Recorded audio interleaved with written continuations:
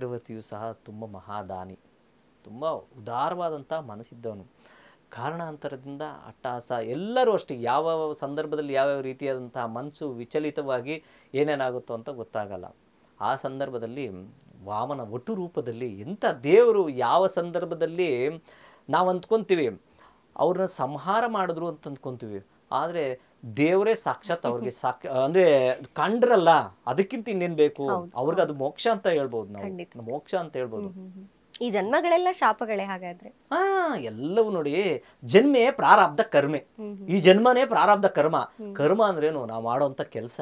ಅದಕ್ಕೆ ನಿಮಗೆ ಈ ನಾವು ಕೊಟ್ಟಿರುವಂತಹ 6 ಅರಿವುಗಳನ್ನ, 6 ಸೆನ್ಸ್ನ ಕರೆಕ್ಟಾಗಿ ಯೂಸ್ ಮಾಡ್ಕೊಳ್ಳಿ ಅಂತ ಕೊಟ್ಟಿದ್ದಾನೆ. ಆ ಕರ್ಮವನ್ನಾದ್ರೂ ಕರೆಕ್ಟಾಗಿ ಮಾಡಪ್ಪ, ನಿನ್ನ ಬಾಯಲ್ಲಿ ಒಳ್ಳೆಯ ಮಾತನ್ನಾಡಪ್ಪ, ಕೈಯಲ್ಲಾದಷ್ಟು ಒಳ್ಳೆ ಕೆಲಸ ಮಾಡಪ್ಪ, 4 ಜನಕ್ಕೆ ಒಳ್ಳೇದು ಮಾಡು, ಇಲ್ಲ ಅಂದ್ರೆ ಸೈಲೆಂಟ್ ಆಗಾದ್ರೂ ಇರು.